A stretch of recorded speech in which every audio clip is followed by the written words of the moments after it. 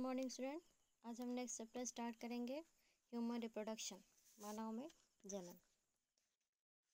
Human जो है वो एक लैंगिक प्राणी होता है, यानी एक लिंगी प्राणी है। उसमें केवल सेक्सुअल रिप्रोडक्शन उपस्थित होता है। ह्यूमन जो विविपेरस एनिमल्स होते हैं, क्योंकि इनमें जो निषेचन है वो आंतरिक होता है और एग से जो भ्रूण का डेवलपमेंट है वो भी गर्भाशय में होता है और ये शिशु को जन्म देते हैं। ह्यूमन्स में लैंगिक द्विरूपता भी पाई जाती है। नर युग्मक का निर्माण जो है वो वृषण में होता है और मादा युग्मक का अंडाशय में होता है। गोनेडोट्रोपिन हार्मोन है जो एंटीरियर पिट्यूटरी ग्लैंड से सिक्रीट होता है और वो गोनेड्स की डेवलपमेंट और उनके कार्यों का रेगुलेशन या नियमन करता है। प्रोस्टेट ग्रंथियाँ, शुक्राशय, शुक्रवाहक, फैलोपियन नलिकाएं, गर्भाशय, ये सब सहायक लैंगिक अंग होते हैं। ह्यूमन के रिप्रोडक्शन को हम 3 टॉपिक्स में पढ़ सकते हैं। निषेचन पूर्व घटनाएं, निषेचन और निषेचन पश्च घटनाएं। निषेचन के पहले की जो घटना है वो नर जनन तंत्र का विकास और मादा जनन तंत्र का विकास, युग्मक जनन की प्रक्रिया, आर्तव चक्र, ये है। उसके बाद निषेचन यानी किस तरह से नर युग्मक और मादा युग्मक का निषेचन होता है। उसके बाद निषेचन पश्च घटनाएं, जिसमें निषेचन के बाद जायगोट से भ्रूण का परिवर्धन और अपराग का निर्माण और प्रसव, ये टॉपिक्स में हम इनको पढ़ेंगे। तो सबसे पहले हम देखेंगे नर जनन तंत्र। नर जनन तंत्र, इनमें निम्नलिखित पार्ट्स होते हैं। सबसे पहला पार्ट होता है वृषण कोश, जिसमें वृषण बंध होते हैं। उसके बाद वृषण होता है, ये जोड़ी में होते हैं और इसमें शुक्राणु और नरलिंग हार्मोन बनते हैं। नर जनन वाहिनियाँ, ये वृषणों से शुक्राणुओं को ले जाते हैं। फिर सहायक ग्रंथियाँ होती हैं, प्रोस्टेट एवं बल्बो यूरिथ्रल ग्रंथियाँ, ये वीर्य के निर्माण में भाग लेती हैं। जिसमें होता है शुक्राणुओं के स्थानांतरण के लिए, और अधिवृषण होते हैं जहाँ शुक्राणुओं का परिपक्वन होता है। उसके बाद शुक्राशय होता है। ये इन पार्ट्स में बटे होते हैं, जैसे हम फिगर में देखेंगे। सबसे पहले ये दो टेस्टिस होते हैं जो स्क्रोटल सैक यानी कि एक थैलेनुमा स्ट्रक्चर में बंद होते हैं जो त्वचा का बना हुआ होता है।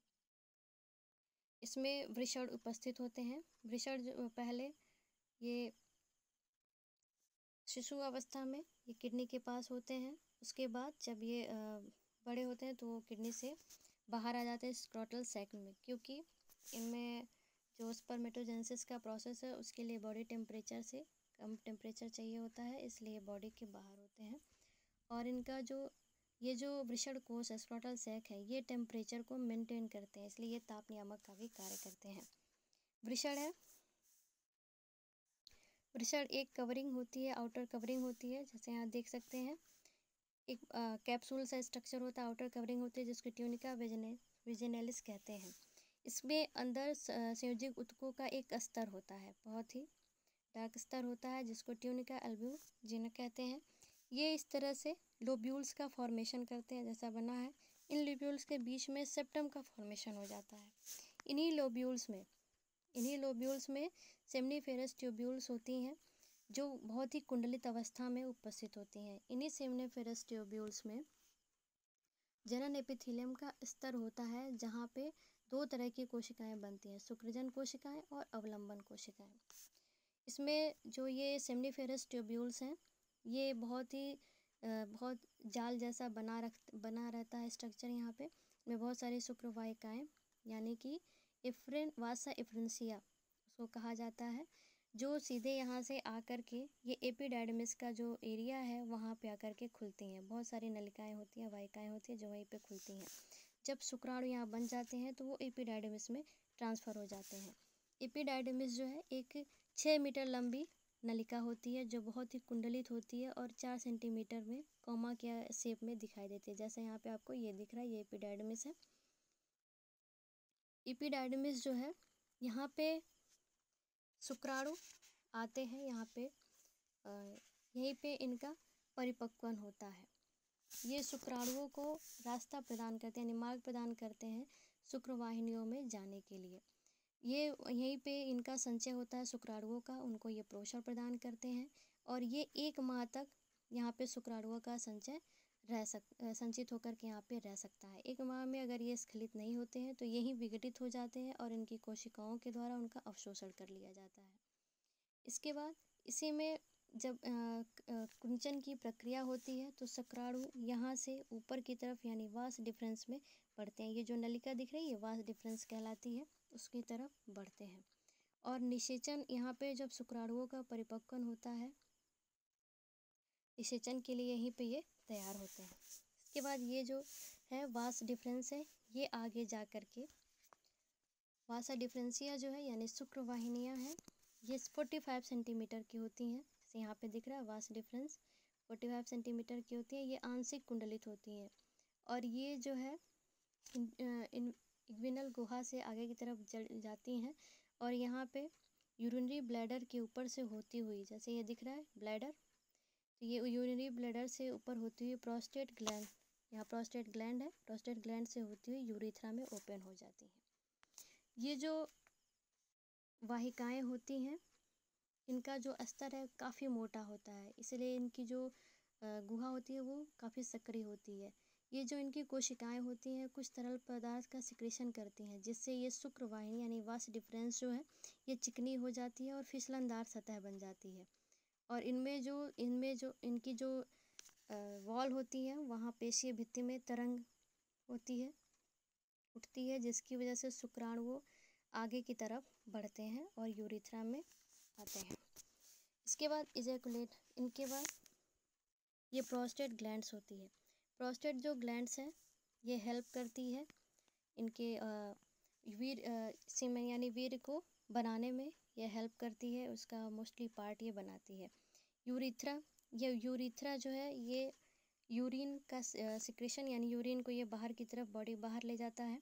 ह्यूमन में मेल में यूरेथ्रा यानी यूरिन के लिए और स्पर्म के इजैकुलेशन के लिए, दोनों के लिए जो मार्ग होता है वो सेम होता है। इसके आगे ये पेनिस का रीजन है जहाँ से ये बाहर की तरफ निकाल दिए जाते हैं।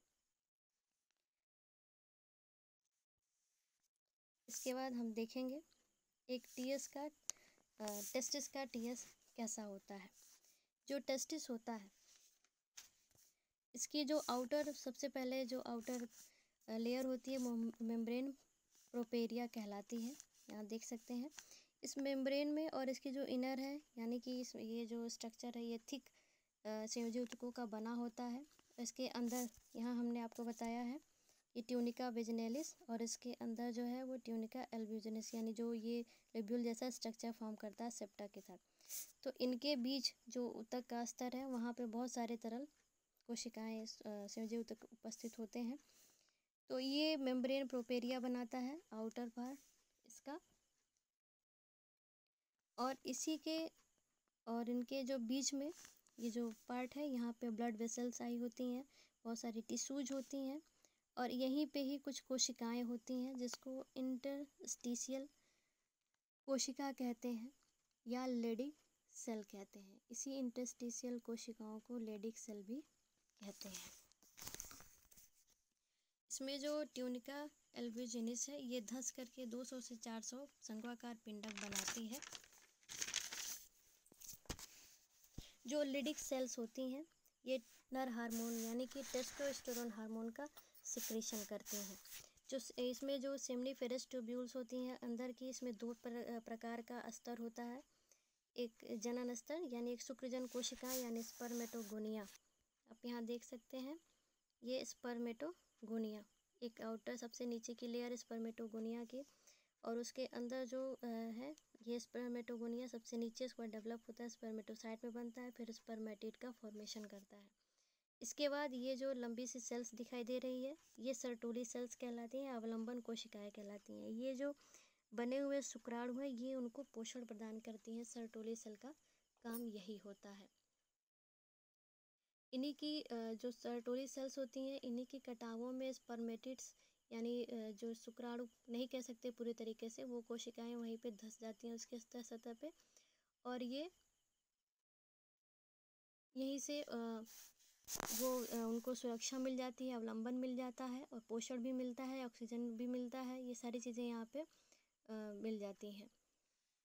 यहीं से इनहिबिन नामक प्रोटीन का सिक्रेशन भी होता है जो हार्मोन शुक्राणुओं के उत्पादन को प्रेरित करते हैं, उनकी क्रिया को ये नियमन भी करते हैं।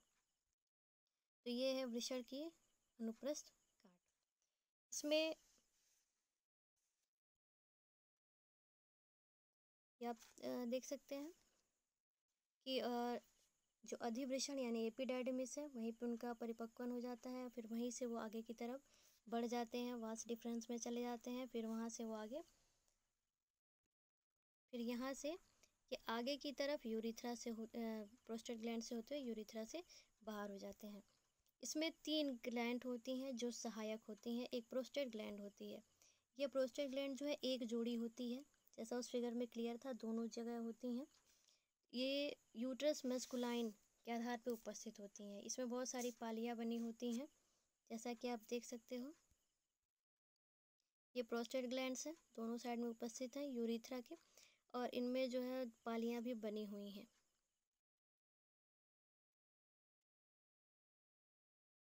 ये जो प्रोस्टेट ग्लैंड होती है ये यूरिथ्रा में खुलती, इसमें बहुत सारी वाहिनियाँ होती हैं। पालियों जो डिवाइड होते हैं, पालियाँ बनती हैं, उसमें बहुत सारी वाहिनियाँ होती हैं जो यूरिथ्रा में खुलती हैं। ये जो सिक्रेशन करते हैं उससे न जो वीर्य होता है उसका 25 से 30% पार्ट बनता है। ये जो इसका मीडियम है वो एसिडिक मीडियम होता है, हल्का एसिडिक मीडियम होता है। ये शुक्राणुओं को सक्रिय बनाता है। इसमें कुछ प्रोटियोलिटिक एंजाइम होते हैं जैसे पेप्सिडोजन, लाइसोजाइम, एमाइलेज, ये होते हैं। कुछ सिट्रेट और फॉस्फेटेज भी होते हैं। ये सब वीर्य के स्कंदन को रोकते हैं, यानी कोगुलेट होने से रोक लेते हैं। इसके बाद कॉपर्स ग्लैंड, इसमें एक जोड़ी कॉपर्स ग्लैंड होती हैं जो प्रोस्टेट ग्लैंड के ठीक पीछे की तरफ उपस्थित होती हैं। इनका भी जो सिक्रेशन होता है वो यूरिथ्रा में ही होते हैं। इसका द्रव जो है वो क्षारीय होता है, और ये यूरिथ्रा में जो यूरिन की एसिडिटी उस एसिडिक जो मीडियम है उसको वो समाप्त करता है। इसके बाद शुक्राशय यानी सेमिनल वेसिकल होता है। ये जो यूरिथ्रा के यूरिनरी ब्लैडर के ठीक पीछे उपस्थित होते हैं। ये क्षारीय होता है और श्यान यानी सेमिनल प्लाज्मा का सिक्रेशन करती है। ये जो वीर्य होता है यानी सीमेंस होते हैं उसके 80% पार्ट को ये बनाती है। इसमें फ्रक्टोज, शर्करा, प्रोस्टोग्लैंडिस, सेमिनोजेलिस प्रोटीन होते हैं और कैल्शियम कार्बोनेट उपस्थित होता है। इसमें हम देख सकते हैं जो फ्रक्टोज शुगर होते हैं ये शुक्राणुओं को ऊर्जा प्रदान करते हैं, जबकि प्रोस्टाग्लैंडिन्स जो होते हैं वो शुक्राणु और अंडों के संलयन में संकुचनों को प्रेरित करते हैं, यानी इनको वहाँ तक पहुँचने में हेल्प करते हैं, संकुचन प्रक्रिया को कंप्लीट करते हैं। फिर सेमिनोजेलिन ये होते हैं जो स्खलित यानी कि जो वीर इजैकुलेटेड हो जाता है, इजेक्टेड, उसको ये कोगुलेट करता है। तो इस तरह से ये ह्यूमन का reproductive organ, inner male reproductive organ था। Thank you.